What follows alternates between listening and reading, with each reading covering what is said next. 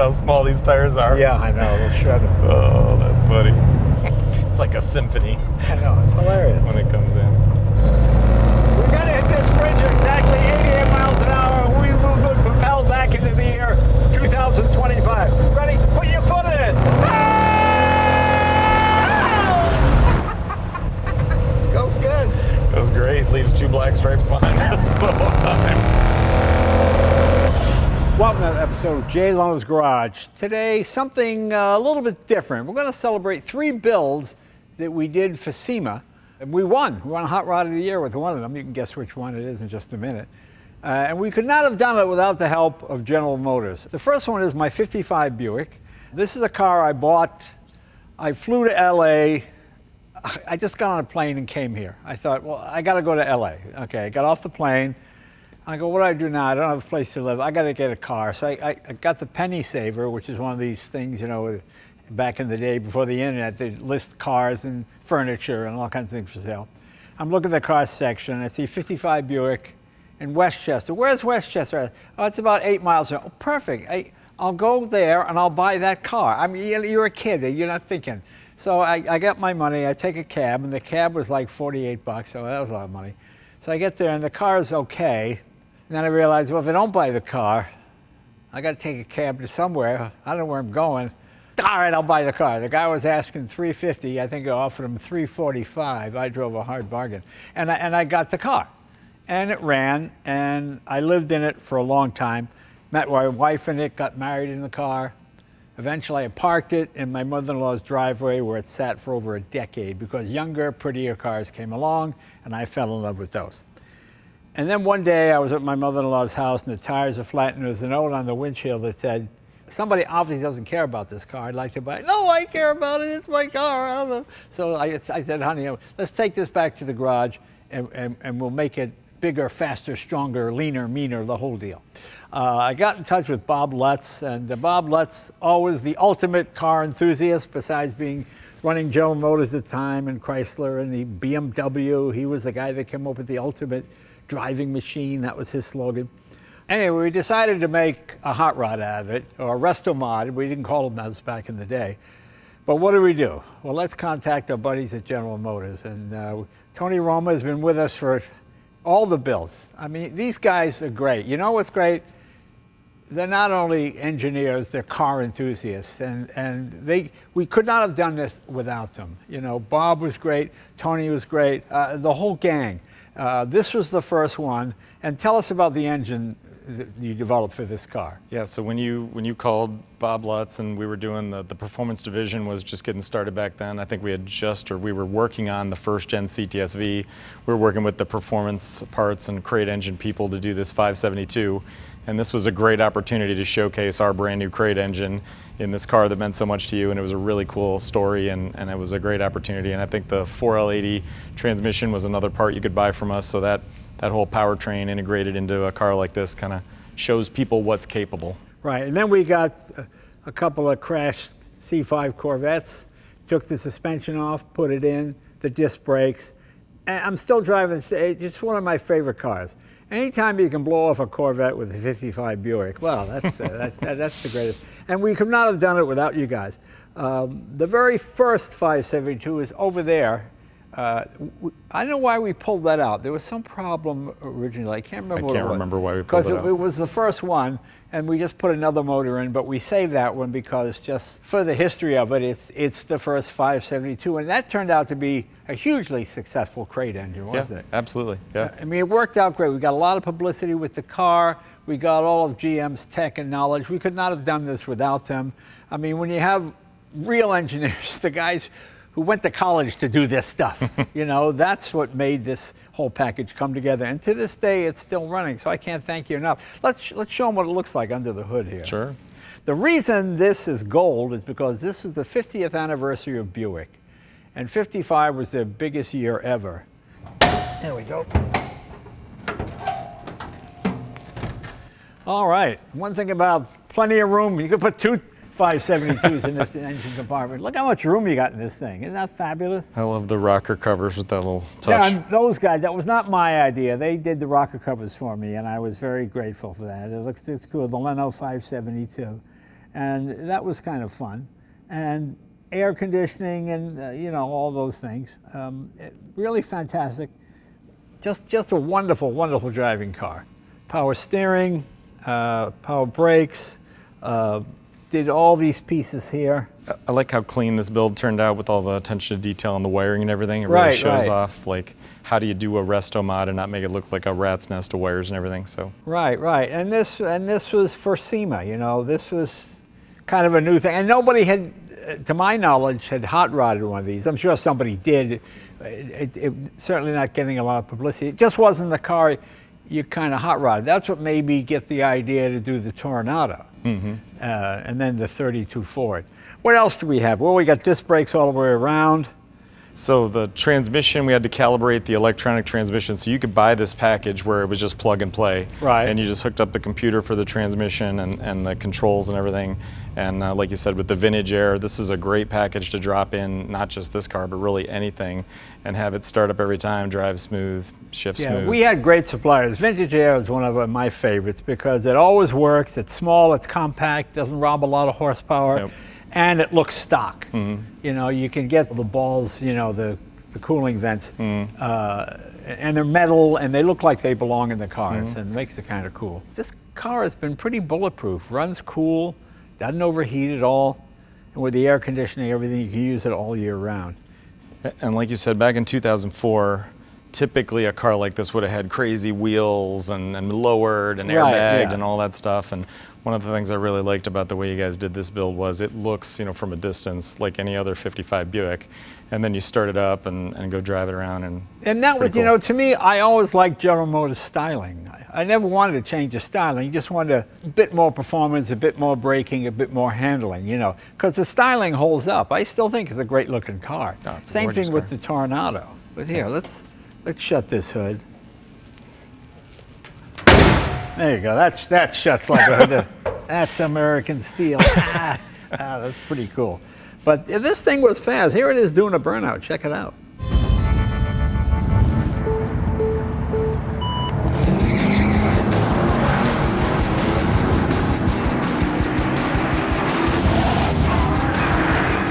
And we drove this thing everywhere, tons of car shows, and it was a big hit. And GM seemed pleased because we publicized in the 572. And here's another cool feature about working with GM. We got to take this down to Mesa, Arizona, to the proving ground, and do high-speed tests with it like it was a brand new car. And they even used it in the performance parts catalog. And they said, so that was great. Absolutely. So it kind of helped out both of us. So it was certainly a lot of fun, and it's just been a great car. And GM's been a great partner. Come on, let's show you the next thing we did. Remember this one? I do remember this one. This was the 50th anniversary of the small block V8.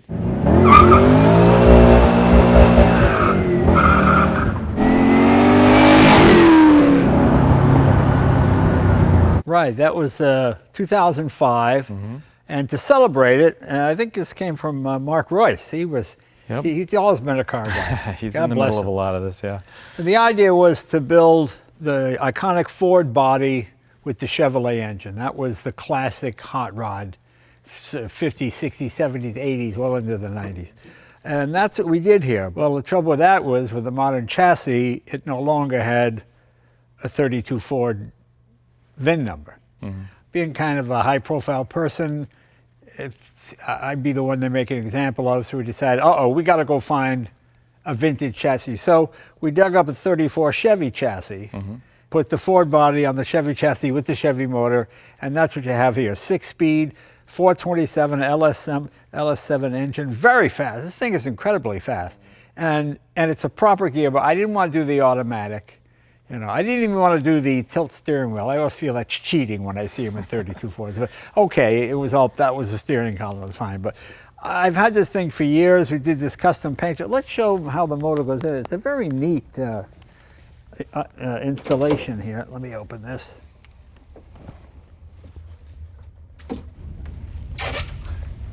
There it is there, 427. You guys built the motor.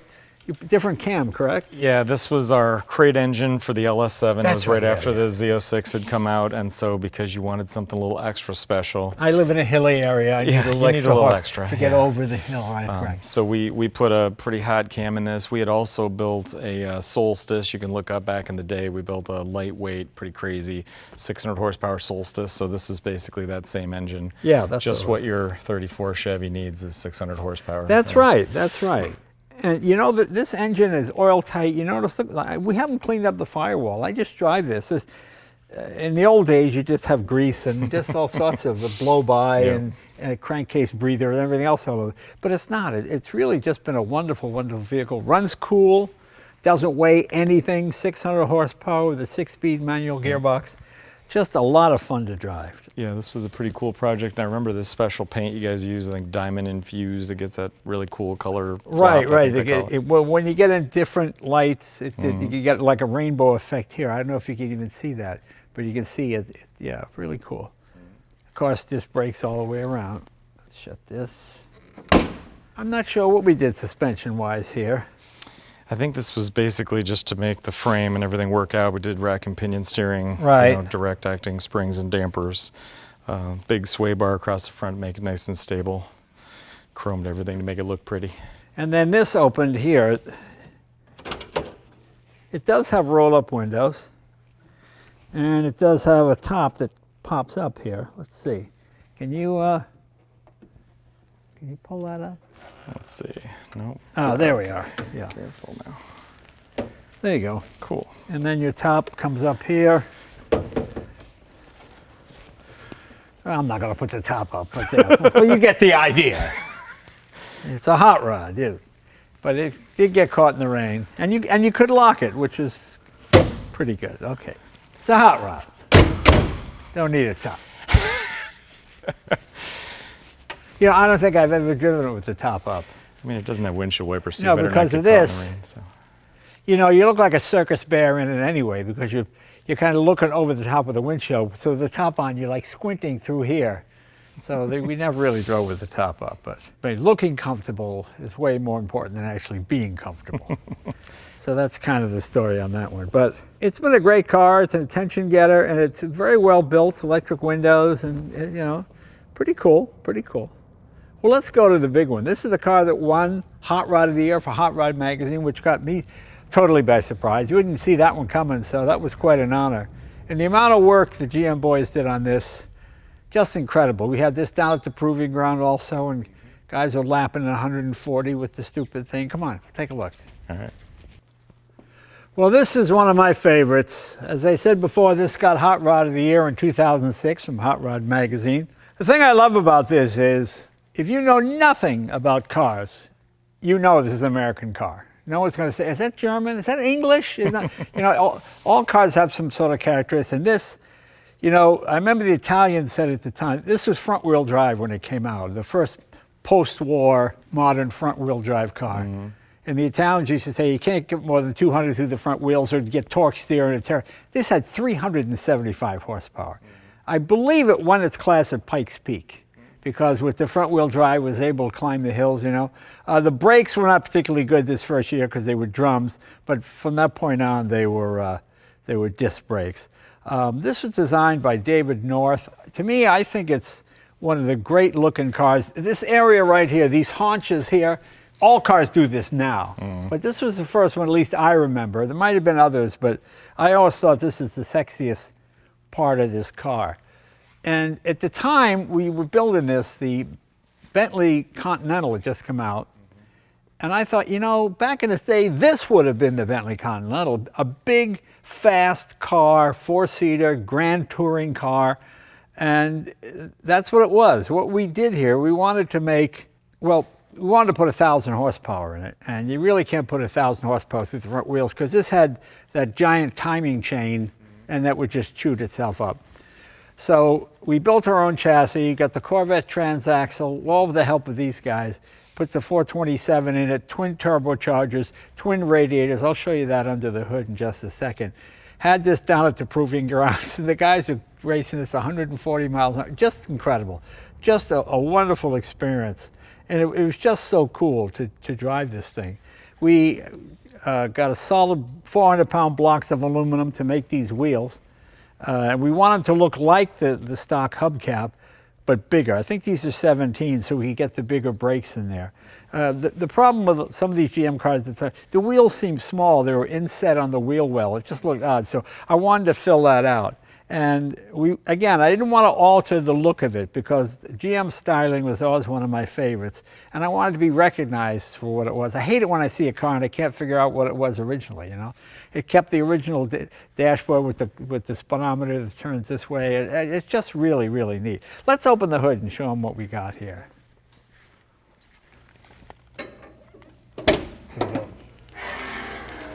All right. As you see, the engine's set back a little further than it was originally. It was closer to here. Twin turbochargers. Each turbocharger has its own radiator. There's the radiator up there, and then you have the radiator here, and the tanks are here. And then this is the radiator for the block. I had to make our own pop-off valve because there was nothing commercially available. Mm-hmm. And with the transaxle, the weight distribution was about 50-50. It was actually pretty good. That's right. And with all the aluminum, it was actually, we also went with the carbon fiber drive shaft and a few other things. It's actually lighter than the original Tornado, so it was great fun to drive. But you guys are kind of pulling your hair out trying to get to. Yeah, this was a huge project back in the day. So we were doing development on the LS7 engine because this was just a little bit before the Z06 came out. So this was a wet sump 427 small block. And because you wanted to make 1,000 horsepower, it's got huge turbos, GT 35R turbos, makes a lot of boost. Like you said, we had to engineer a special pop-off valve. This was 20 years ago, and now 1,000 horsepower cars, now you can go to your Chevy dealer and buy a 1,000 horsepower car. Right. But back then, this was really, really special. Like you said, we had to lengthen the torque tube out of a C6 Corvette and make a special prop shaft to make the transaxle work. And so grafting essentially a turbo C6 underneath this Tornado was a really huge project. It was really cool to be part of. I mentioned we had to put a transmission coil in it too. For some reason, even when I wasn't on it that much, the transmission just got very, very hot. I don't know why that was, but it's been pretty bulletproof up to this point. I did find one of the squirters in the oil pan, you know. The oil squirters. Yeah. So I got a little nervous about that, but that's okay. That was a long time ago. But as you can see, it all went in here very nicely. Overflow tank here. Yeah, we did the vintage air to get your air conditioning and all Again, the vintage air comes to the rescue. Yep. We put the air conditioning in the back so it blows forward. Mm-hmm. But it was always fun to open this at a car show. Ooh, yeah. I remember we made over 1,000 horsepower on gasoline with this configuration, but then we ended up putting a methanol tank in it, just in case you had to put 91 in it because you live here in California. Right. Flip the switch and make sure you could still get home. Yeah. No, it worked. It worked fine. And we drive this thing a lot. It's in fact, we should take it out now. Let's go. Have you ever driven it? I've never driven it. There we go.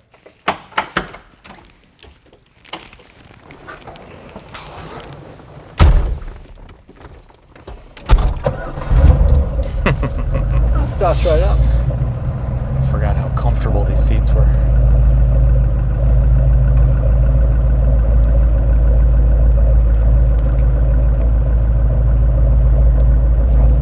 Back here.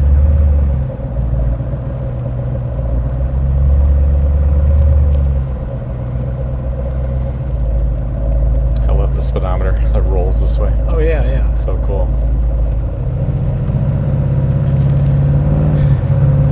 So this engine was when we were doing the Cadillac racing program. Yeah, that came out of the Le Mans program, right? Yeah, we used the World Challenge block with the LS7 cylinder heads with a wet sump V8 because we couldn't fit the dry sump stuff in here.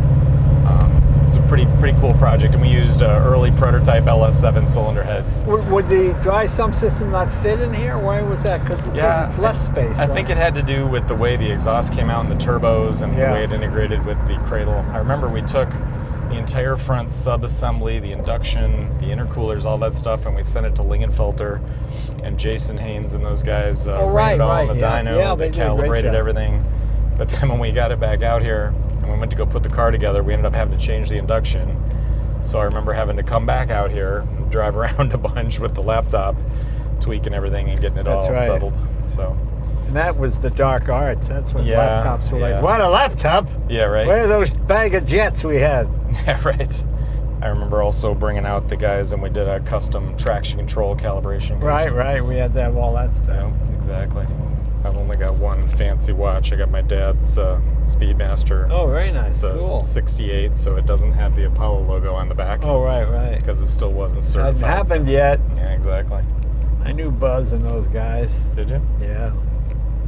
He was quite a, So Buzz, what's it like to walk on the moon? Cool. Did you ever hear of a guy named Story Musgrove? Mm-mm. Story Musgrove is an astronaut, but he was also a philosopher and a teacher. And he went into space. He didn't walk on the moon, but he did a few missions. So when he would talk about it, oh my God, it was the most exciting. He would make it really come alive. And, Right, tell you a good story. The emptiness of space, all that Right, kind of stuff. right, And how you could look forever. And that's, he was really good at it. Buzz was a great guy, but he was a fighter pilot. Well, those guys had to have, truly made of different stuff to strap themselves to that rocket. And Well, it's so funny. I remember when I was a kid, Alan Shepard was from New Hampshire, the next state over. He was the first American in space. Mhm. And I remember seeing the capsule, thinking, oh, that'd be pretty cool. Because it was state of the art then. Mhm. I look at it now, I saw it at the Smithsonian, Yeah. I go, I'm not getting in that garbage you can. kidding me? It's the size of a garbage can. Yeah. And you're sitting Yeah. and they had a little window in it and that was it. And you're sitting on top of how many pounds of, explosives, essentially. And I Yeah. knew John Glenn. He was quite a guy. Very nice, just the all-American Boy Scout, good husband. There's no dark side. Just senator. Mhm. The whole deal. Just the real deal. Went up in space at age 78. Oh, that's right. Yeah, because when I was a kid, I had to write a paper on John Glenn when I was in the 5th grade, and I got a C minus. So when I come from a small town, so when I had John Glenn on the Tonight Show, I called Mr. Simon, my teacher, and I said, "Hey, I got the second half of my report, Can you fix my grade? Yeah, and he did. He upgraded me to an A. Oh, that's and my mother never lived to see it, but yeah. Oh, that's funny. Come on. How old was William Shatner? Didn't he go? Shatner was 91 when he went. Was he really? Yeah. That's cool. Shatner's unbelievable. He's such an oddball guy. One day I'm over at the Equestrian Center trying to get some leather straps made for my Bugatti, the hood straps, And he likes horses, and he's given a, he's a very loquacious guy, blah, blah. He's given a tour, and he sees me go, oh, there's Jay Leno. Jay is one of the finest horsemen in the valley. And he's telling these people what a great horseman I am. I go, thank you, Bill. And he's going, oh, Jay, the finest horseman in the valley. It just made me like, he had this whole scenario worked out. That's so funny.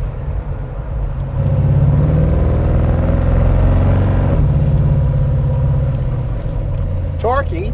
Very torquey. 1,000 foot-pounds of torque. Yeah. Nothing like the sound of those turbos. I know, yeah. Talking torque. If I remember right, this whole interior was done up by Lear. Yeah, These Lear did the nice interior. They seats. did a great job. Yeah. Super comfortable, All super those nice. switches thrown, then we have the pumps and everything Yep, working. fan, pump, water, they're all up. If I remember right, the guys said when they ran this down in Lingenfelter, it broke their dyno the first time they ran it, when they made full boost. That's funny. Had to get their dyno fixed to tame this beast. It's been a fun car. Well, another cool thing is the radio antenna there. We got the whole car assembled. Hey, wait, the radio goes there. So rather than pull the water tank, we sleeved it. Now the antenna goes up through the water tank.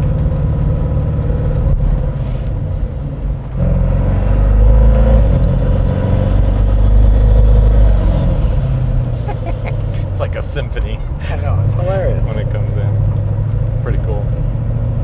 Yeah, this thing drives amazingly well considering, what it is. And Yeah, it's ridiculous. it's like the drivability's great, the ride comfort, it just tracks straight, cruises. I mean, this is a great car.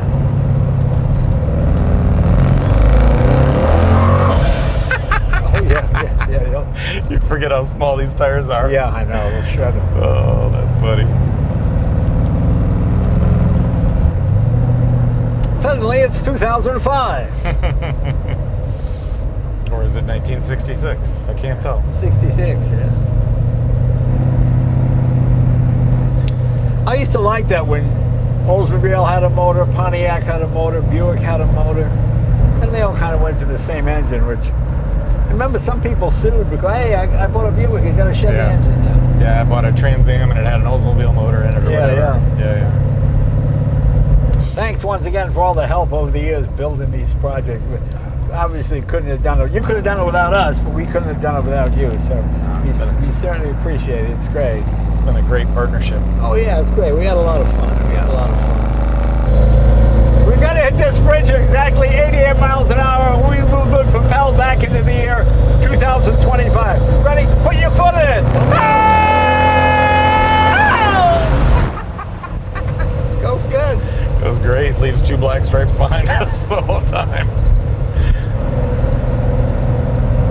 I think this was a great looking car for the period. Oh yeah. And like you said at the beginning of the video, it's iconic. You take one look at this and you know. It was not built in any other country.